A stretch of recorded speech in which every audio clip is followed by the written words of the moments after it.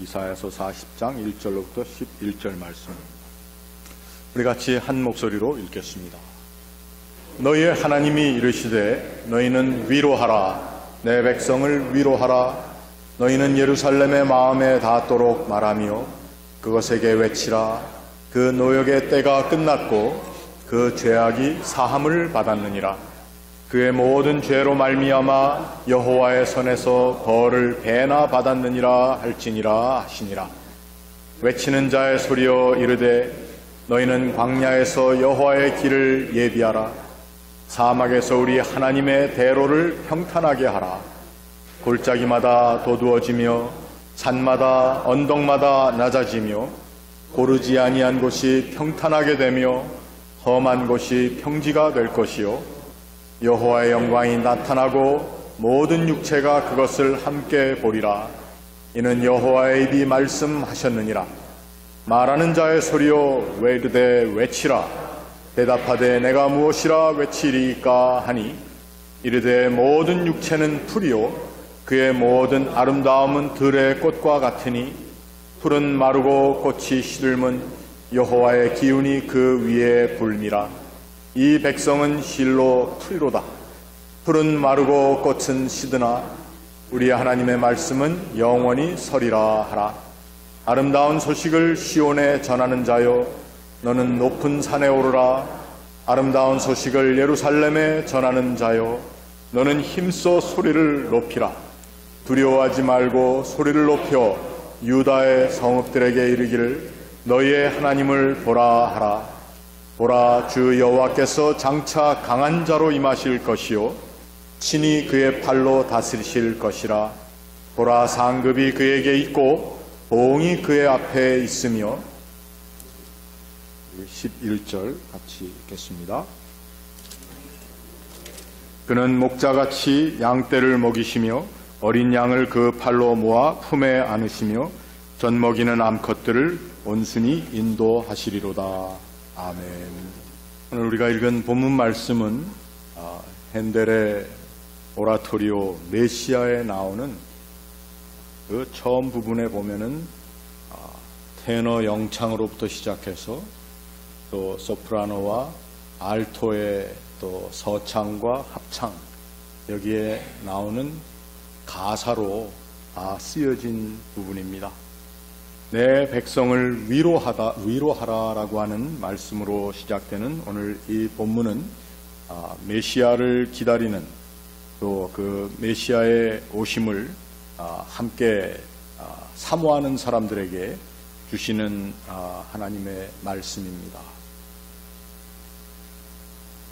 이스라엘 백성들이 하나님께서 그 백성을 택하시고 또 그 백성을 이끌어 주셨지만 그 이스라엘의 죄로 인하여 왕국이 두동강 나고 또 북왕국은 아수르에 의해서 멸망되고 이제 남왕국 유다도 바벨론이라고 하는 우리 역사에서는 신성 바벨론 제국이라고 하는 바벨론에 의해서 멸망당하고 많은 사람들이 포로로 끌려가서 살게 됩니다.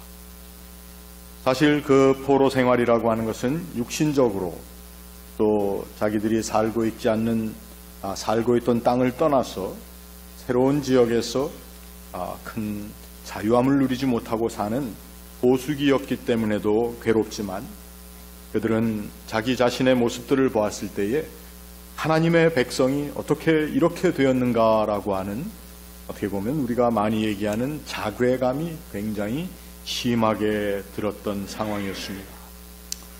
그래서 그 사람들은 포로 생활 가운데 포수기 그 기간 동안을 바벨론에서 살고 있었지만 사실은 그들이 산다고 볼 수 없을 정도로 비참한 상황에 있었다는 것입니다.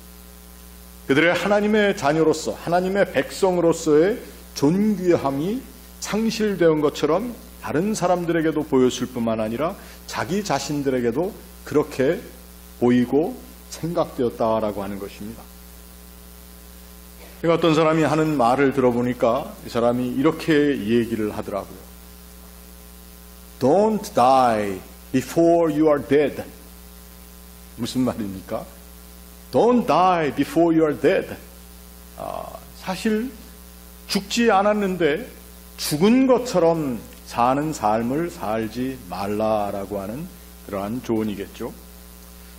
하나님의 백성들이 하나님의 백성 되었다라고 하는 사실, 그 존재감을 상실한 삶의 자리가 사실은 죽은 삶이었다는 것입니다. 그래서 그 삶의 자리에는 무엇이 필요했느냐 하면 생명이 필요했고, 그 생명으로 향한 회복이 필요했던 것이 바로 포로 생활 가운데 있었던 이 하나님의 백성들이 처해 있는 정황이었다는 것입니다. 그래서 오늘 이사야라고 알려진 이 선지자가 호수지를 사는 백성들에게 선포한 말씀의 시작을, 그래서 이사야 40장으로부터 시작해서 쭉 되어지는 59장까지의 말씀을 우리는 희망의 선포, 또 희망의 말씀이라고 하는 제목으로 우리가 늘 읽고 있습니다. 그래서 그들에게 오늘 본문을 보니까 처음 필요한 것이 위로하라라고 했는데, 너희의 하나님이 이르시되 너희는 위로하라, 내 백성을 위로하라, 이 말씀이 어디에서 생겨난 말인가? 구약 성경에 보면은 하나님이라고 하는 거룩한 이름을 얘기할 때 그 하나님께서 이스라엘 백성들을 직접 대화하고 그들과 이야기하는 것은 그렇게 많이 찾아볼 수가 없고, 구약 성경에 보면은 하나님, 그리고 하나님의 이름을 여호와라고 부르는 자리에서는 그 여호와라고 부르시는 하나님은 같은 하나님이시지만 이스라엘 백성들과 대화하고 그들을 와서 만지시고 또 그들을 치시고 하는 구체적인 그들과의 삶의 민글이 있는 그 하나님이 바로 여호와 하나님이라는 표현으로 쓰여져 있지만, 여기에 하나님이라고만 나와 있는 경우에는 대부분 그 하나님을 어떤 하나님으로 그리고 있는가 하면 만물을 주재하시는 하나님이 어떻게 주재하시느냐, 하나님께서 천상회의를 주재하시면서 이끌어 가시면서 말씀하시는 하나님으로 그릴 때가 많다는 것입니다.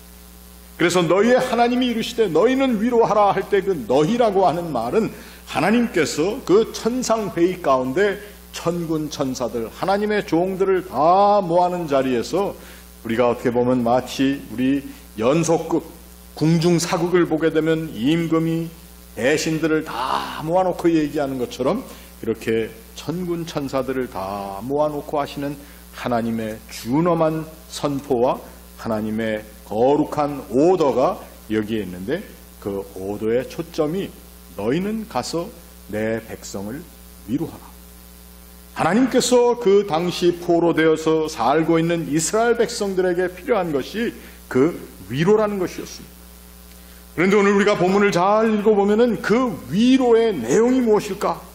우리 2절 말씀을 제가 읽습니다. 너희는 예루살렘의 마음에 닿도록 말하며 그것에게 외치라. 우리 옛 성경에는 너희는 예루살렘에게 정답게 이르기를, 정겹게 이르라. 이스라엘 백성들이 그들의 죄로 인해서, 그들의 나라의 현재 상황 때문에 수치와 또 자신들의 모든 것을 볼 때에 우리가 정말 하나님의 백성, 하나님과의 언약의 관계가 지속되고 있는가에 대한 질문과 의심이 있는 그 자리에서 하나님과의 관계가 사실은 두절되어 있는 것 같은 그러한 자리였습니다. 그때 하나님께서 그 천상회의, 온 우주를 주관하시는 모든 결정이 이루어지는 그 자리에서 선포한 말씀이 그들에게 가서 정다이 외쳐라, 정답게 외치라. 오늘 본문에는 마음에 닿도록 외쳐라. 그렇게 보면 더 좋은 번역이 될 수도 있겠습니다만, 정답게 하나님을 두려워하고 하나님과의 자기의 관계를 바라보았을 때, 자기의 모습을 바라보았을 때 그 하나님 앞에 내가 나아갈 수 있겠는가, 하나님이 나에게 다가올 수 있겠는가 생각할 수밖에 없는 나 자신의 모습과 나의 삶에 처해 있는 상황 가운데 하나님께서 그 천상회의에서 선포하신 큰 주문이 그들을 정답게 가서 위로하다라고 하는 말씀이었습니다. 여러분, 저와 우리의 모습은 어떻습니까? 오늘 우리의 교회의 모습, 우리의 교회뿐만 아니라 이 세상에 있는 교회들, 이 세상에서 온갖 참 얼굴이 뜨거워지는 듯한 이야기들이 생출되는 그러한 교회의 모습. 우리는 뭐 거기에 다 함께 하지는 않는다 하더라도 우리도 교회로서 가지고 있는 우리의 부족한 모습. 그러나 또한 교회를 이루어가는 우리 각 사람 한 사람 한 사람, 목사로부터 시작해서 우리 모두의 신앙의 모습과 하나님과의 관계의 모습을 볼 때 어떤 때는 우리에게 반드시 이 하나님께서 정다운 위로의 말씀으로 우리에게 다가와 주셔야만 하는 상황, 그리고 우리에게 반드시 다가오신다고 하는 그 하나님의 오심을 우리가 다시 한번 교회로서 확인할 수 있는 시간이 될 수 있기를 바랍니다. 우리에게 필요합니다.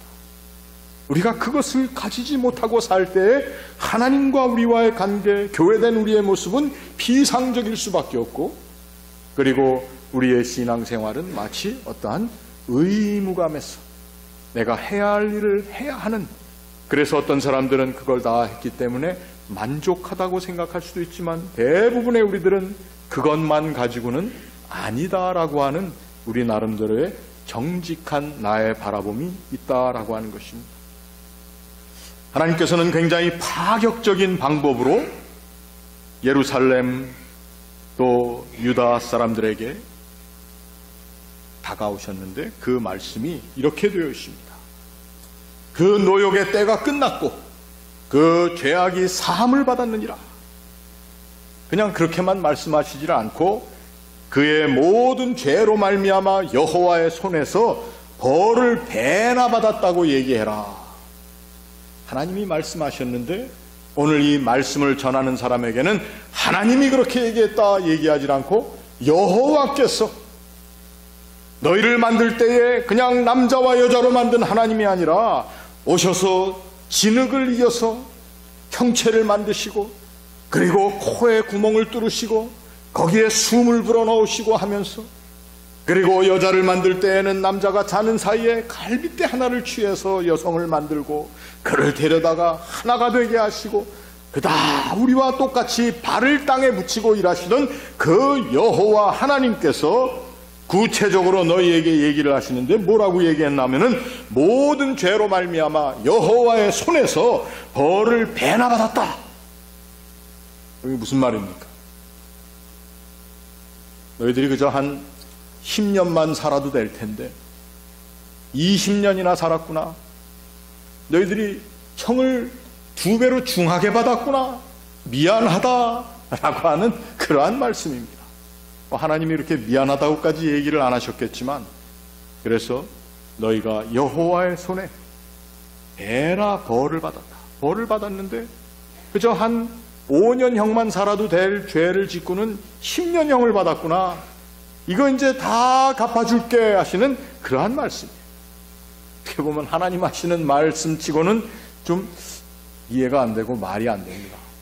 아니 이스라엘 백성들이 얼마나 하나님 앞에 범죄했는데, 이스라엘이 하나님 앞에 범죄한 것이 얼마나 이 세상 가운데 알려졌으며 하나님의 백성이 하나님을 배반한 일로 인해서 하나님께서 엄청 화를 내시고 하나님이 그 민족을 땅에서 쓸어버리시고, 그래서 지금 저 바벨론에 가서 포로 생활하고 있는 이 족속들, 세상 사람들은 그렇게 얘기하고 있는데 하나님께서는 그 천상회의 가운데 그들의 종들을 통해서 말씀하시기를 가서 그냥 하나님이 아니라 너희를 지을 때에 그 피부에 손을 대고 너희의 몸을 만져주던 내가 너희가 받은 이 벌이 가만 보니 너무 가했다, 가혹했다.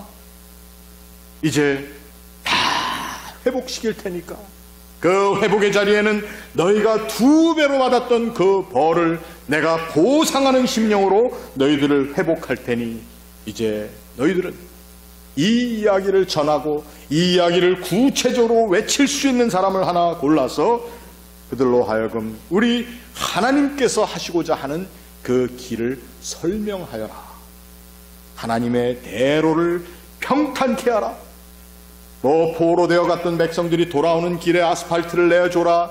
그러한 말씀으로도 이해할 수가 있겠지만 오늘 이해가 안 될 정도로 파격적인 하나님의 은총의 선포를 그들이 잘 알아들을 수 있도록 해 주어라 라고 하는 그 말씀입니다. 우리 장로교회 아버지라고 하는 요한 칼빈 선생은, 우리 전에도 얘기했지만 요즘 사람들은 요한 칼빈이라고 안 그러고 전부 蒋깔뱅이라고 그러더라고요. 그래서 제가 蒋깔뱅이나 요한 칼빈 선생이나 다 같지 않습니까? 우리 장로교회 아버지인 칼빈 선생이 이렇게 얘기를 했습니다. 이사야서 40장 1절로부터 11절에 나와 있는 이 선포의 말씀은 구약에 기록된 말씀이지만 이것이 바로 복음의 핵심이다. 이렇게 얘기를 했어요. 이것이 복음의 핵심이라는 것입니다.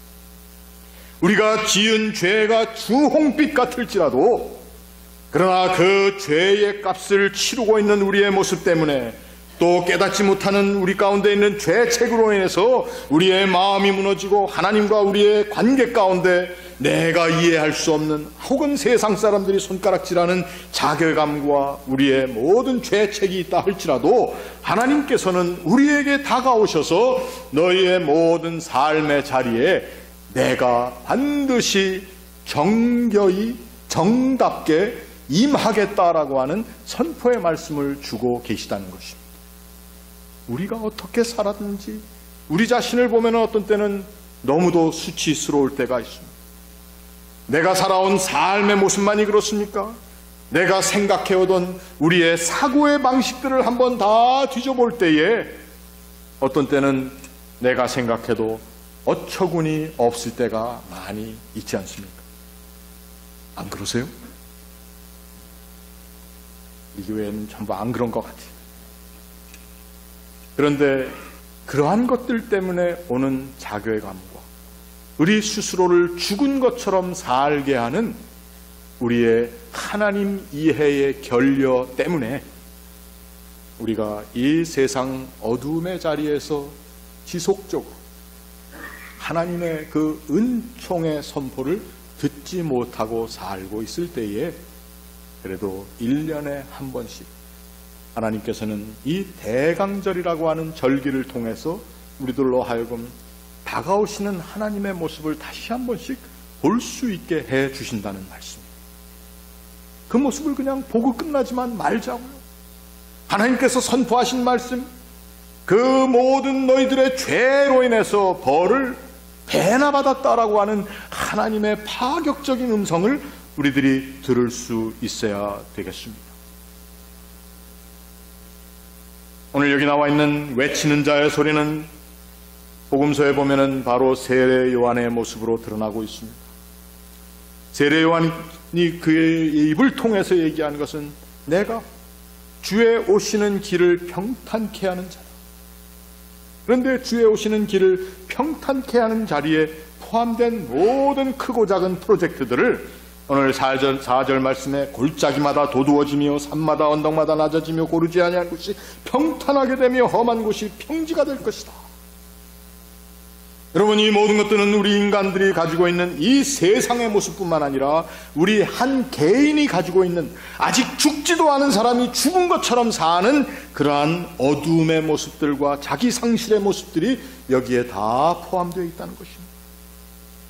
골짜기, 너무 깊이 떨어져서 나는 나올 수 없다고 생각하는 그러한 수렁이가 있는가 하면 어떤 경우에는 높은 산꼭대기가 되어서 별것도 아닌 것이 엄청 높은 줄 알고 엄청 잘되고 잘난 줄 알고 사는 그러한 이 세상조차도 이해할 수 없는 그러한 교만의 모습들이 우리들 가운데 있다라고 하는 것입니다. 삐뚤어진 모습들도 있습니다. 나는 바르게 간다고 생각하면서 남의 삐뚤어진 모습들만을 보던 나의 삐뚤어진 모습들, 이러한 것들이 다 함께 어우러져서 우리가 자신뿐만 아니라 내가 살고 있는 이 삶의 자리에 인볼브 되어 있는, 함께 포함되어 있는 사람들의 모습조차도 죽은 모습처럼 보게 될 때가 많아서, 그래서 Don't die until you are dead. 우리에게는 아직도 하나님께서 우리를 살리시고 또 살아나가며 그 삶의 자리를 확장해 나가야 하는 우리의 거룩한 책임이 있다고 하는 것입니다. 그 자리가 바로 오늘 본문에는 여호와의 영광이 나타나는 자리다. 하나님께 영광을 돌립니다. 박수하십시다. 할렐루야. 어떤 집회나 예배를 통해서 소리 높여 외치는 자리가 그것을 통해서만 영광을 돌리는 것이 아니라 그 하나님의 회복하시는 그 모든 계획과 역사를 모든 사람들이 볼 수 있어야 된다. 5절 말씀해 보니까 모든 육체가 그것을 함께 보리라. 이는 여호와의 입이 말씀하셨다. 천상회의를 주재하시는 하나님, 초월적이고 절대적인 하나님의 모습이기도 하지만 입을 가지신 하나님, 우리와 같이 대화하실 수 있는 그 하나님께서 그 백성들에게 친히 말씀하신다는 것입니다. 여러분, 오늘 그 하나님의 위로의 말씀을 통해서 우리의 삶에, 또 내가 아는 사람들의 삶에, 또 내가 두고 온 땅, 내가 살고 있는 이 나라의 삶의 자리에 죽음의 문제처럼 아무 가능성이 없다고 생각하던 삶의 정황들이나 사건들이나 우리 기도의 제목들이 혹 있다면 그것이 다시 살리시는 하나님의 생명의 역사를 체험하는 자리가 될 수 있기를 바랍니다. 이것이 우리 교회가 존재하는 목적입니다. 이 세상에 있는 것을 그대로 본다면 인간의 모습들은 다 시들고 또 메마를 수밖에 없는 아름다워 보이지만 마르는 들풀과 꽃과 같다. 우리의 눈이 보는 그 보는 것만으로 판단하지 말라고 하는 것입니다. 내 삶의 자리도 내가 보는 대로 혹은 이 세상 사람들이 판단하는 판단 기준에 의해서 판단하지 말고 나의 삶의 자리, 이 자리는 하나님께서 다가오시는 삶의 자리라고 하는 것을 우리 함께 나에게, 스스로에게, 그리고 내 옆에 앉은 사람에게, 내 이웃에게 선포할 수 있는 자리가 되어야 된다는 것입니다. 하나님의 그 거룩하신 은총을, 사도 베드로는 그 은총을 선전하라고까지 이야기를 했습니다. 선전하라. 옛 성경에는 선전이라고 했는데 자꾸 좋은 말로 바꾸느라고 증거, 선포 이렇게 하는데, 여러분, 선전은 어떻게 하는 게 선전입니까? 선전은 정말 대놓고 해야 되는 겁니다. 대놓고 하나님께서 우리에게 다가오신다는, 그리고 나는 하나님께서 다가오실 정도로 하나님께서 나를 아끼는 존재다라고 하는 그 말을, 그 하나님의 계획과 뜻을 내 영혼에게, 나 스스로에게 여러분 선포하고 강요할 수 있어야 됩니다. 근데 대충 우리들은 글쎄 나 같은 게 우리 같은 게 우리 교회가 뭘, 자기 자신에 대한 불필요한 과소평가, 이 underestimate는 우리 하나님 앞에 잘하는 짓이 아닙니다. 이스라엘 백성들에게는 바로 이 메시지가 필요했습니다. 저희들이 죄 가운데 주를 반역하고 지금 포수기에 살고 있는 족속이지만 하나님의 위로의 말씀을 들어야 된다. 너희의 모든 죄로 말미암아 여호와의 손에서 벌을 2배나 받았다. 이 사실 틀린 말이죠. 틀린 말입니다. 몇 곱은 더 받아야 되는데, 그러나 하나님께서는 2배씩이나 받았으니 이제 내가 할 수 있는 일은 너희들에게 가서 너희를 위로할 뿐만 아니라 내 입으로 친히 증거하여서 너희들은 이제 회복받을 족속이요, 너희들은 생명의 존재라고 하는 것을 알리시겠다라고 하는 것입니다. 그래서 이 일을 위해서 오시는 하나님께서는 당신의 모습을 목자같이 양떼를 먹이시는, 여러분, 그리스도의 모습 아닙니까? 예수님의 모습입니다. 오늘 우리에게 다가오시는 예수님께서 바로 이미 포수기를 살고 있던 이스라엘 백성들에게 선전되어진 존재인데 그들이 그것을 제대로 받지 못했습니다. 오늘 우리들은 또다시 그 예수 그리스도의 모습을 제대로 받지 못하는 그러한 역사적인 어떤 실책의 반복보다는 하나님께서 우리에게 다가오시는 이 계절, 하나님께서 파격적인 은총을 선포하시는 그 은총의 선포의 말씀을 우리의 마음 가운데 새길 수 있으시기를 바랍니다. 그러면은 더 훌륭한 믿음의 사람이 될 것 같죠? 맞습니다. 그러나 더 훌륭한 믿음의 사람도 믿음의 사람이지만 한마디를 제가 더 하면은 우리 지난 신앙 강좌 때 그 믿음에 대해서 우리 박응천 교수께서 여러 가지 얘기를 해서 어떤 교인들은 은혜도 받고 어떤 분들은 도전도 받고 어떤 분들은 퀘스천도 생기고 이렇게 했는데 여러분 그 더 큰 믿음의 사람이 되는 자리에서 우리의 삶에 일하시는 하나님의 진실하신 액션이 우리의 삶을 통해서 드러난다고 하는 것입니다. 그리고 그렇게 될 것을 믿는 믿음 때문에 우리의 삶의 자리가 또 다른 하나님의 은총을 선포하는 거룩하고 복된 자리가 될 수 있다는 것입니다. 여러분, 내가 늘 대하는 사람들과의 관계에 있어서도 작은 자리 같지만 그 자리가 하나님의 은총을 내게 선포해 주신 그 은총을 과감하게, 관대하게 그리고 아무 조건 없이 선포할 수 있는 삶의 자리들이 되시기를 바랍니다. 하나님 나라의 회복의 시작이요 하나님의 백성들이 위로함 받는 위로의 자리가 될 것으로 믿습니다.